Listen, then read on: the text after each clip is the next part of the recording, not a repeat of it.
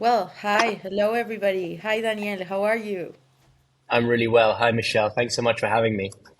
Welcome to the podcast about the myths of AI. Thank you for having this time with us, for coming here as a guest. I think it's going to be a very interesting session. So this is Daniel Prior. He is a guest at the podcast of today. He has a very extensive and interesting career around innovation and around how innovation happens within enterprise business, particularly.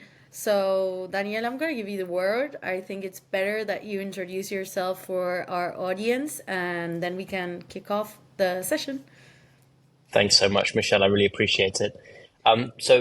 Daniel Pryor. I've been working in technology for, gosh, about the last 15 years, I would say.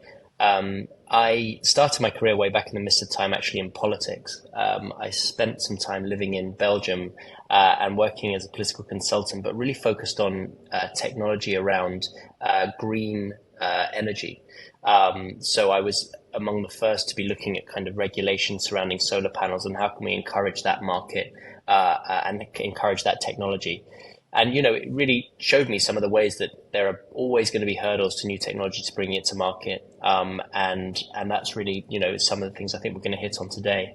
After I left that, I was spent some time in the UK working corporate affairs before pursuing my MBA at London Business School. And at that time, that was when I really discovered artificial intelligence. I started working with an amazing business in the UK called Signal AI, led by CEO David Bennigsen, who's a phenomenal leader. And I like to say that they were doing AI before it was cool. And they were looking at how you could apply AI to really sentiment and what was being said about a business in the wider world, and how you could then pull down insight for that and enable businesses to react in real time or understand exactly what was being said about them. And it was in what we often term the kind of AI winter. There wasn't a huge amount of funding around, but David had this vision for this business as something that could sit alongside larger organizations and really help them understand their position in the world. And he understood that there was so much data being created that really the only way to cut through it was with some really advanced technology. Wow. And so I spent some time there. Yeah, Which it was really team interesting. was this? Yeah, exactly. I mean, he started the Amazing. business. Yeah, he started the business a couple of years before then, and I came in really to sort of help think about the because I'd been working in kind of corporate affairs and using technology or using solutions like this. They weren't tech, um, but David decided to apply tech to it, and I remember coming in and helping him think about the business early on, and also think about how they could go about fundraising and talk about the solution. And really, the language almost didn't exist of how to talk about using these, cutting through this data, getting answers, using technology in that way. And I then came on board later as their first head of product marketing, and was working with the COO as they started to expand the business. And it was not only was it my first experience of AI, but it was also really my first experience of working in a startup business of that size, as it was going through those. From being a group of folks in a small room in Islington, Shoreditch area, up into having an entire floor of a building, and how you had to evolve the business through it. And it was really fascinating. And they're still growing incredibly well and doing phenomenally well. And I'm a huge supporter of David and the business. The world's caught up with them, I think, with what their vision was, and I think they've been proven really right. So after being there, I went and was a consultant at Bain& Company for a little while, and there what I did was also really connected with technology, because I worked a huge amount on digital transformation, and digital transformation, particularly in the financial services industry, and that was absolutely fascinating because I got to see two things. One, the possibility of technology, but two, as I mentioned before, some of those barriers, some of those things that are sticking the gears that stop businesses adopting it. And that was absolutely fascinating. And I spent a lot of time embedded with organizations trying to help them really ungum their digital transformation, get them to move faster, which is, some of what we're now seeing in terms of adoption around AI. I then made the shift, made the jump over to venture capital and joined Insight Partners in their London office. And there I led one of the teams supporting the portfolio to enable them to sell more of their software into enterprises. And it was an amazing time, met a huge number Wow. of businesses and some incredible founders there. And they grew a lot during that period of time. They certainly did. Yeah, I was there through I joined in 2020 and I was there through the years of really, really rapid growth. And, it was fascinating. You saw so many fantastic founders, so many businesses growing really, really fast, businesses trying to catch the wave of digital transformation. And also, I was there for the start in 2022 when ChatGPT came out, and really how quickly that rippled out across obviously the VC world, but also very quickly into enterprise. How quickly the most advanced businesses started to see that this was a wave that was coming. After I left London, I moved to Buenos Aires, where I live now, actually following my wife, who's a diplomat in the British Embassy. And when I was down here, I'd been here for about a year, and I realized that there was just so many, the ecosystem was so strong, and there were so many amazing businesses being created and so much being done in the region that I felt if I was spending all of my time on Zoom back to New York and London, that I'd really be missing out. So I left Insight, and I've been working with startups here in Latin America ever since. Both in a personal capacity, I also spent some time as a venture partner with a fund down here called XTP, but also directly working with a bunch of founders to help them understand really how they can engage better with the business community, how they can their solutions can be made more relevant. And then on the flip side, I've also been teaching at a university down here out on some of the master's programs, helping folks who are coming from the business side understand how to bring tech into their world. So that's a little bit about me, and yeah, I'm delighted to be here. So thanks, Michelle. Well, very, very welcome. I see we have a lot of moments where AI was very key in certain industries, like the financial industry before to 2020, and how it was a pioneer of using this kind of machine learning technologies at the time to do things. So I think it's going to be interesting. So, would you like to start with some insights about the VC world and how there is going to be innovation coming from the startups and these AI projects into large corporations, like a brief thing? Because I think it's a good bridge into talking about the myths of AI a bit in business. There is a Totally. great interaction there. So more particularly, like in your experience, when you talk about like insights and how innovation is done, how do you see that right now startups are surging, like from your venture perspective of Mm, how enterprise business needs innovation and how they are meeting results that they need right now to yeah. further their investment into this kind of technology like AI? I mean, look, I think from I take it in two parts, right? I think on the venture side, naturally, obviously, this has been over the last couple of years, and it'll still continue. Has been a big wave of opportunity and businesses that have been created in order to meet this moment and use this technology.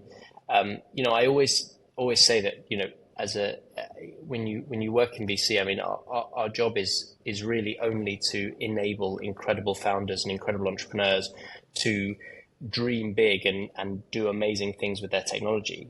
And now more than ever, I think we are able to see businesses that are really trying to push into new areas and are able to do it at ever greater speeds and have incredible impact, even really, really, really, really fast. Which previously I think that was the case. You had these amazing founders and they were pushing in, but the ability to have ROI or to have that time to value that you always look at when you're an enterprise buyer, has never been lower, and that I think is hugely impressive. And I think you see the pace of a business like a Cursor, going from 0 to 100 million in revenue, or you see, the adoption of Crew AI. These are businesses that were started relatively recently, but have been able to demonstrate such time to value so fast that have ultimately ended up with the incredible revenue. And so as a VC now, it's obviously a very exciting time, because you have a front seat of these incredible founders doing amazing things and getting time to value really fast. I think that the role that we ought to play is, first of all, as cheerleaders and champions, and our ability to support portfolio companies and their leaders as best as possible. But I also think we can spend some time thinking about how exactly this new technology is going to impact the end consumer, be that the enterprise or be that the ultimate final consumer, and start to see exactly how this is going to shape out. And the way that manifests, I think, is that you can help the companies that you're fortunate enough to work with stay really customer obsessed, and think about the workflows that they are impacting, and think about what they look like, and make sure that they're keeping those top of mind, so that they are, that really is how you get to that really fast value. So that, I think, is a little bit of how I see the role of the VC in this space. And then the other side, which maybe we can talk about in a second, is how is that then received on the business side, and what do you need to, how should you be reacting if you're a business leader to this amazing wave of AI? Well, then I will shape this question for you, that I find that has a common ground. There are two myths about AI that are very strong right now. And I see one being AI is only for big corporations. And within those big corporations, AI will replace all human jobs. There's Right. this scareness. And within these two myths, how would you take them on a first instance regarding how corporate has to react to this kind of things? Yeah. Well, I mean, the first one, I'm sure, Michelle, you're in San Francisco, right? I'm sure Yeah. you've come across the small team meme that's been going around. What's incredible is that all of these amazing things can be done with really, really small teams. I know you and your team at Past are doing incredible things in an amazingly lean manner. And so the idea that, AI is only for large corporations is kind of blown up by that. And what I think is so cool is actually that the leverage that these tools provide to individuals, anyone, is huge. So actually your ability to experiment and test things out and see how things work, whether or not that is kind of building something in the app generator of ChatGPT, or starting to Grok 3, which just came out, has an amazing app development tool on it. Being able to do that provides individuals in small businesses amazing leverage to do that. What I think is really interesting is that you're limited only by your imagination, your ability to experiment. And that, I think, is amazingly, it's kind of democratizing, and also enables folks to really accelerate fast. So I think there's no way that AI is only for big corporations. And furthermore, I think there was a time, maybe if you roll the clock back about a year or 18 months, when people were saying, look, your access to compute is really going to dictate your ability to actually win in this space. But as we've seen, in recent times, over the last, even since the start of the year, with the advent of DeepSeek, and obviously there's some questions around exactly how much it costs them to train that model, etc. But clearly the cost curve is coming down and is only trending one way, and so therefore your ability to access compute or spend compute, what you're going to need to invest up front, is only going to come down. And I think that makes it even more valid for small businesses. So I don't think it's just for big corporations, and in fact I think that small businesses run really leanly with a real focus on purpose, like Past, are going to have a real opportunity to accelerate past a bunch of incumbents. Yeah, this concept of decentralization, I see. Let's imagine this scenario. I want to ask you Yeah. something, and how do you think it is viable or not? I think as we go towards decentralization, AI advancements give the opportunity of little tiny groups of people to have a very high productivity, as we see these startups, Cursor, Lovable, Gumloom, Yeah. many startups that are raising a lot of money for just 10 people maybe in the team. And you say, wow, and they are serving everybody. And on the other hand, we have this creator boom where everybody is going into content creation, into putting themselves out to sell their ideas, their perspective, to create their own personal brand. So you have these little startups bringing huge amount of revenue to their own families, Yep. and you have these creators bringing all this pool of audience that they can market to and that they can sell to. And I see like enterprise business is becoming more decentralized, and it's like companies are starting to be cells of maybe 10 people, 5 people, 15 people, and they have their own independent contract with the business instead of having the business to hire everybody to work for the business unit. Mm. So this change actually is increased by AI, and it demystified that AI is going to take all of our jobs, but because it's very likely that you can be an entrepreneur or you can be a content creator and you can own your time. How do you think that corporate business is going to take this? And Mm. on the other side, what impact will it have on these people that don't have the characteristic to be an entrepreneur? So it's two questions Yeah. regarding the I mean, scenario. so look, I think that the first of all, I mean, look, there are still going to be businesses that do not operate at scale, right? I mean, that is going to be the case for I think a very long time. There are common products that people want, and there are common things that the end consumer is going to need, and also we benefit from having certain kind of levels of standardization, whether it's in banking and things like that. What is going to be the case, I think, is clearly that you're able to do more with the resource that you have today, right? And your ability to, you don't necessarily need to have folks tied up in lower value tasks when they can in fact leverage those away using some of the AI tools and the AI agents and the AI co-pilots, and instead spend their time on higher order tasks. So I think that I don't necessarily think that there's going to be a decentralization of the large organizations. That said, I do think that your ability to have an outsized impact as a small organization is going to be is clearly the case. And I think the examples that you mentioned, the ones that I mentioned, are doing just that, right? They are providing an outsized impact given the number of people that they have in the organization, and there's no reason that necessarily needs to change. And I think that you're going to see large organizations potentially run themselves a bit leaner, but certainly what they're going to be doing is ensuring that they are managing with the AI tools, getting that leverage as best as possible. Obviously, the other flip side is what you mentioned, right? Which is like, AIs are AI. Is AI going to replace jobs? And I think that history has shown the ability of the jobs market to adapt to new technologies, and its adaptability has been extremely high. Secondly, that leverage, right, that you have through these AI tools means that individuals, you mentioned content creators, the ability to be an entrepreneur, but even if that's not your bag, or that's not exactly what you're looking to go for, the internet removed the gatekeepers to knowledge, but the knowledge was in a raw form.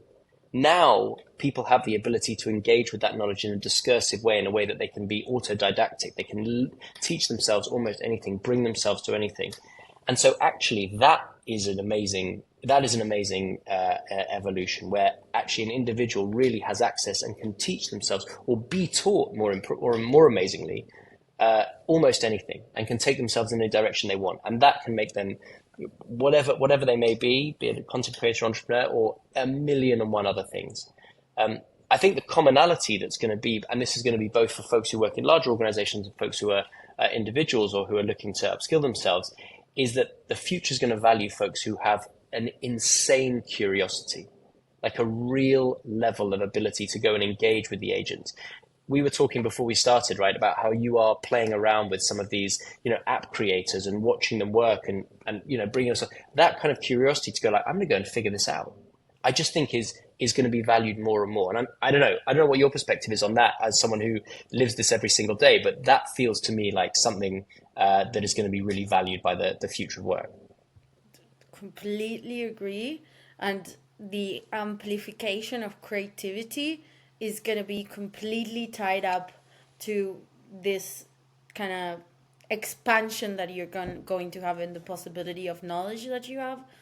Totally. When I try so many tools, like I Yeah. don't have even hours in the day to try them, and I see how they give you the consumption of different kind of knowledge in different ways.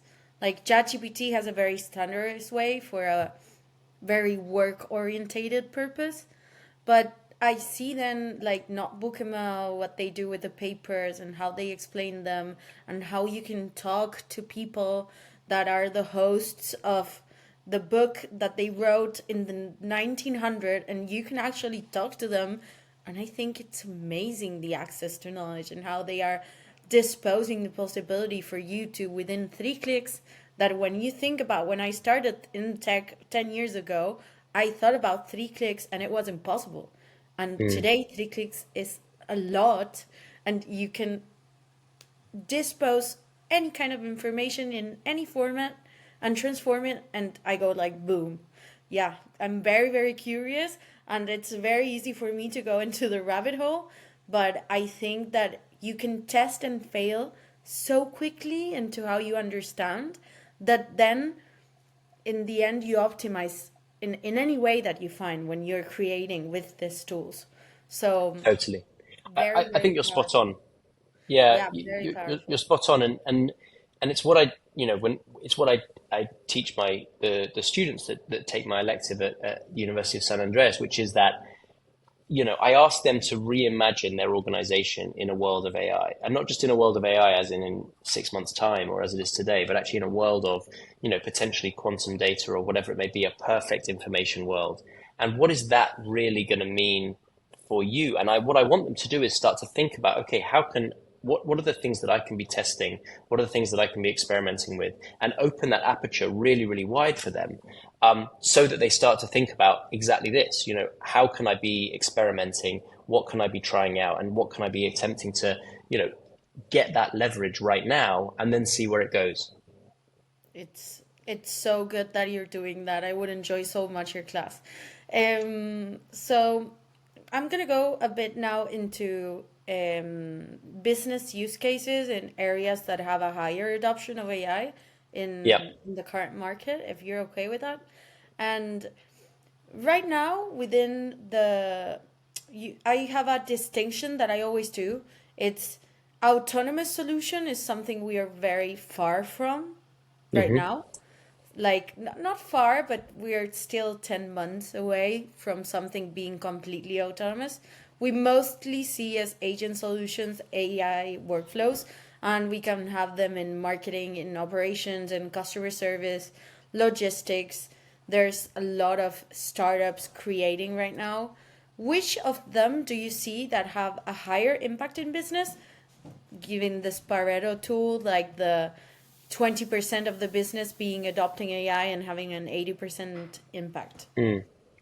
Yeah, I mean, my mental model for this is really that where you're in the, as exactly as you said, where you're in the realm of pure process and that the data is largely regularized, that's where you see the fastest application of AI, right? So a Nice. great example, I think, is what you're seeing in accountancy and bookkeeping and trying to close the quarter and all of that sort of stuff. This is a piece where we have got it to a point within organizations where it is broadly standardized, and just needs to kind of have the bow tied around it. But you still, as anyone who's ever gone through a quarter close or anyone who's ever done any kind of financial reporting, you think you've got it all tied up, but it's the last 20% that kills you because you've got to go and find this here and find that there and find the other there. But you've got it mostly there. And I think your ability of an AI to tie it together and really kind of, bring that together and tie a bow on it is where you're going to start to see the fast adoption. And indeed is where you are starting to see the fast adoption. Other pieces, Harvey's been doing amazingly well. I think those, legal workflows, which is once again, you have the process very, very standardized. You have the data mostly there. It's just in a few different places and you need to bring it together. So that's where I think you see the fastest adoption. And I think, regarding like the vertical, yeah, like yeah. I think the financial industry is always pioneer in the adoption of new technologies because they are very needy of being more efficient because they have huge costs of acquisition and they need to like balance that out in a way with operational efficiency. But in general, do you see any other verticals that usually have a higher tendency to this kind of Yeah. solutions? Yeah, definitely. So first of all, I think financial services, I would frame it in a slightly more positive light, which is I think in recent times, and I had the benefit of working with some of the large banks previously, is they have set themselves up to adopt technology really fast, not necessarily because, they have a very high cost of acquisition, but actually because they are in a permanent knife fight in terms of their, keeping and retaining their customers, but also staying ahead of digital challengers who've been coming for their lunch recently. So, some of the best adopters are some of the largest banks you think of. They have massive teams that are able to pass through incredible amounts of technology and then ingest it really fast. So I think they do a fantastic job, and I think we are already seeing some of the fruits of them adopting that really really fast. The other one I think we're going to see it adopting really fast is areas like CPG, because I think that they do an enormous amount of testing that is very labor intensive, really, when you think about all of the product testing in terms of what actually goes into it, but then the pricing testing, then you think about regional testing, then you overlay where exactly within a particular region, and distribution strategies, all of that stuff. And I think that those are areas that suck up a huge amount of marketing budget. And you're starting to see some incredible solutions pop up that are starting to address that. There's a business I met that's just starting at the moment out of Colombia called Harmony that's looking to do exactly that. Try to understand in great detail demographic and ethnographic data from areas and try and feed that back into CPGs or other large organizations to help them try and understand their distribution strategy. And that I think is going to be an enormous area that's going to go quite fast because simply they're spending so much money to try and solve those problems today. There's so many things like that within the CPG retail world, like things that could be done with Nielsen data or to complete Nielsen data. Like I see the inside and retail vertical very, very, very strong in the next Totally, following years as well. totally. I was actually speaking to a business today that was uh, down here in Argentina that was really interesting in that they were looking to basically support people to complete the panels of surveys using synthetic data. But then to go one step beyond, not just create kind of a synthetic panel, but then also to be able to query it in natural languages. What do you think of this? What do you think of that? And use the AI as a kind of discursive interview panel, but actually based on the original data set, then extrapolated from there. And from there you can start to get into the realm of really sort of granular product testing, whereas previously you would have to spend per question or whatever it may be. So some of those use cases I just think are going to be really fascinating, and you're going to start to see time to value relatively short as those product strategies roll out. So agree. And if you are a business that is in market today, what do you think is most beneficial for your culture and for what your organization is going to look like in the following years? A, a buying of a business that is innovating Hmm. outside of your corporation, or building it from the core and from the inside with like an AI partner or internal capability team that you develop for this matters? How do you see that trade-off working Yeah. with the new tooling that is going to exist, that well brings more personalization, of course, of how your business is going to work? Yeah, I think the answer is actually going to be both. I don't think previously you had a very binary buy versus build because the cost of building internally, really you had to be very, very certain that what you were looking for was not available in the market, or what you were going to building was so specific, and actually, you were going to be able to build something actually that's better. But because today, as we mentioned, those tools have really enabled the leverage of building internally to, the effort and the resource required brings it right down. It means that now it's an amazing opportunity to allow folks to test and build, in a controlled environment, solutions that are going to help their business in real time. And actually, that's going to be the way that you accelerate the change within your organization. Now, so I think you have to allow your people to do it, and I think you have to enable them to do it. I think you have to encourage them to do it in the best way possible. Now, having said that, of course, all of there are phenomenal businesses that are being created that are going to enable you to get even faster time to value simply because they've already thought around all the corners, and they're providing a product that is powered by AI or is embedded in AI that is that you're going to be able to buy and bring into your organization and do that. But I would actually even then take it to a third level, which is I think that this buy versus build, it kind of takes you into the old paradigm of the kind of SaaS paradigm, where you're actually thinking of this as a bolt-on solution that is going to solve me a problem that I have internally. You're going to solve it using an external tool or something that I'm going to build and apply.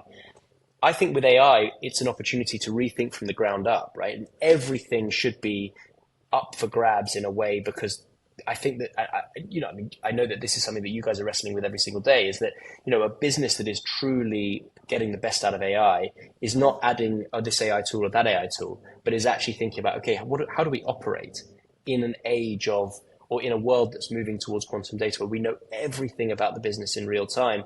How do we build towards that? Or for that matter, how can we just think about removing friction from our customers with AI today and really get to value fast? So you do the backward induction from your user and from your client into the business to minimize the friction with your user or your internal user? No, so look, I think first of all, you start always, whenever you're thinking about how you adjust your business, it should always be about how do you deliver a product more effectively, more cost effectively, that ultimately is going to end up with a more delighted customer. So that's always where you should start. And I think about, we think about digital transformation, and, the first era of it, when we think about digital customer journeys and how that was a real transformation. This is it again. I think, this is how do you apply AI in a way that is going to, how you don't necessarily need to think about silos within an organization. You just think about am I going to remove friction from my customer at the end. Then the other piece of it, I think, that's distinct is how do you how do you provide an environment where the folks who are in your organization can use AI to do that, right? And that's a slightly different question about, how do you provide an environment that is encouraging of people experimenting with things? How do you get people to use the latest and greatest tools? And that, I think, is a separate kind of organizational question that is now that people need to think about in order that you can then get to the second bit. I like it. I like the way that it's thought. And I think it relates a lot to what will be your possibility to personalize over what you're giving to your end user. Because your end user is going to become every time more and more engaged into personalization, because everything around them is going to be hyper personalized.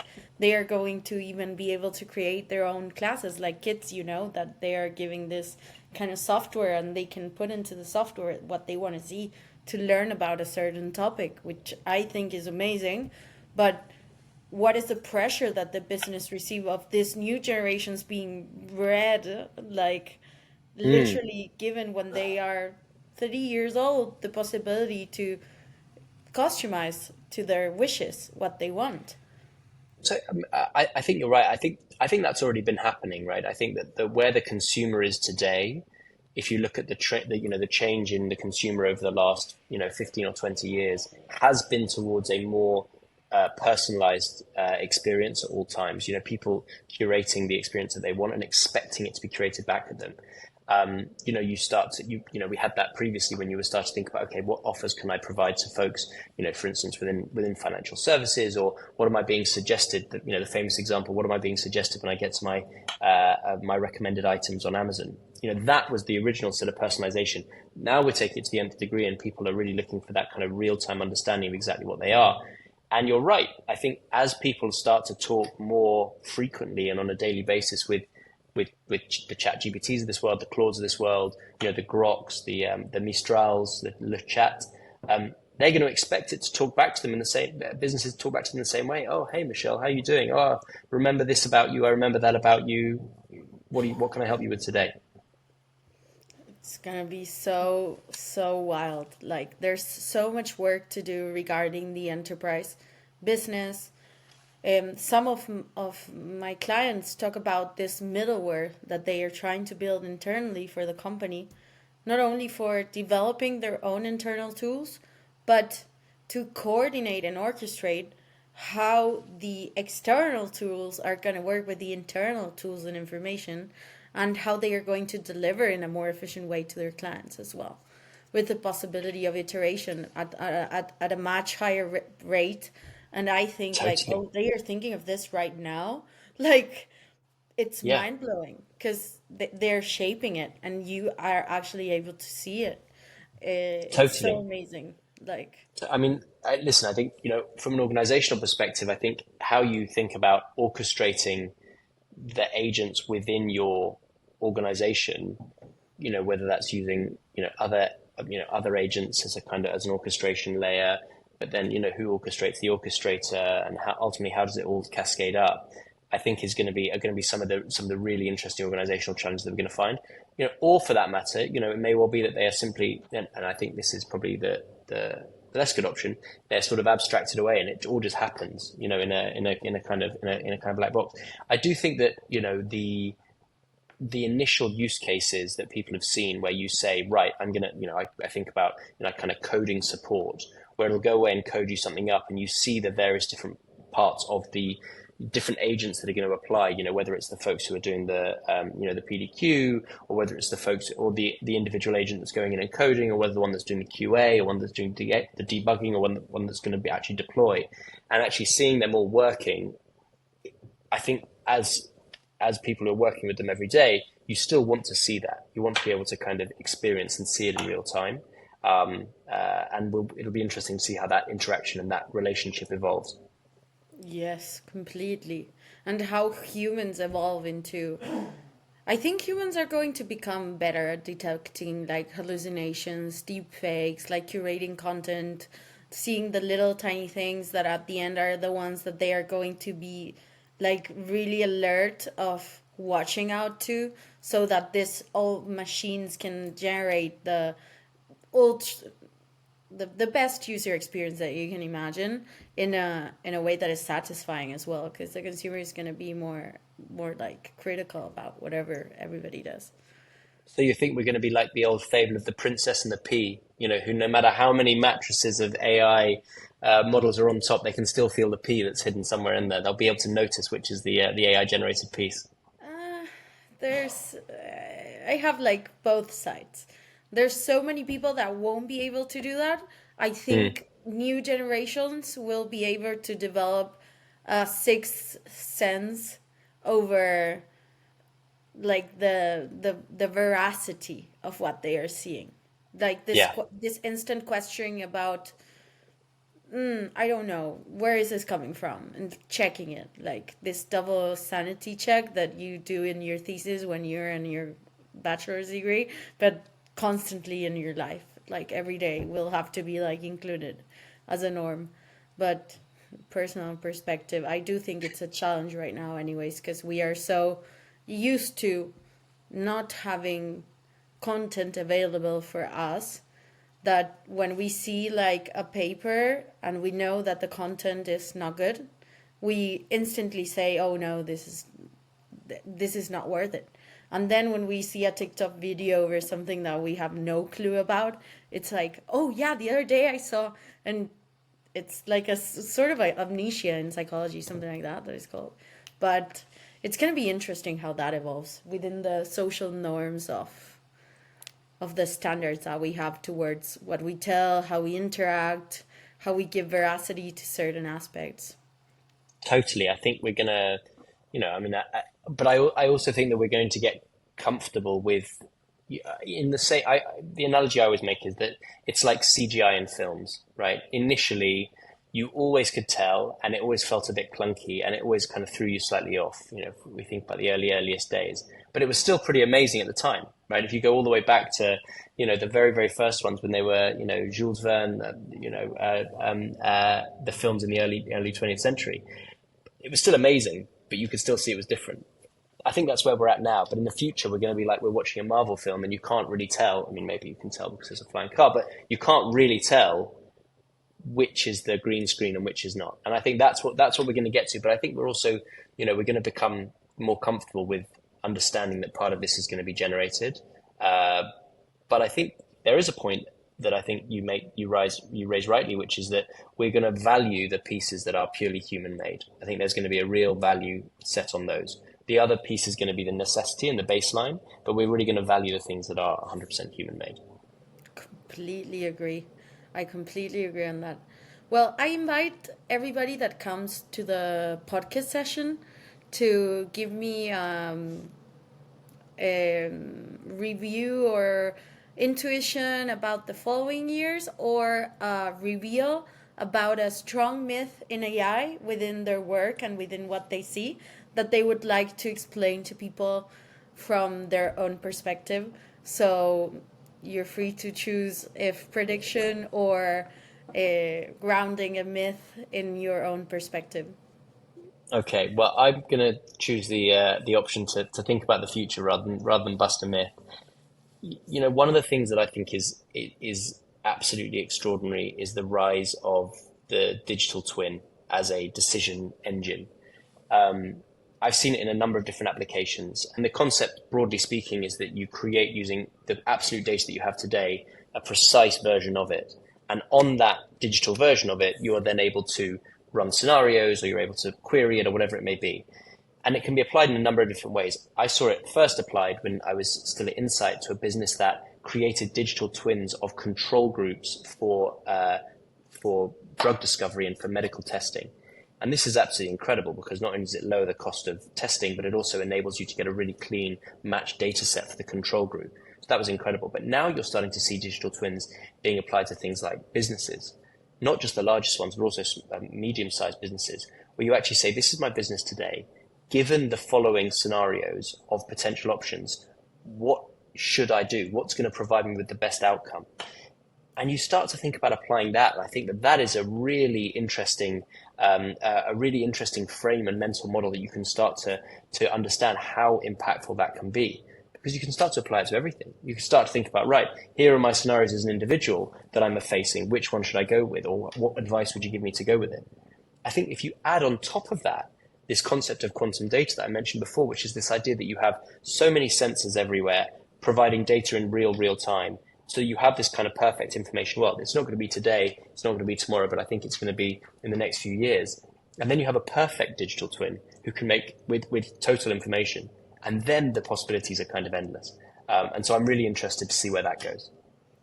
It's very interesting what you're saying. It's very interesting, and it really ties up to a lot of I've been seeing a lot of quantum development. There's Right. something there for sure that it's going to be interesting if you can send a digital twin into a parallel universe of a scenario of something. Well, and then exactly.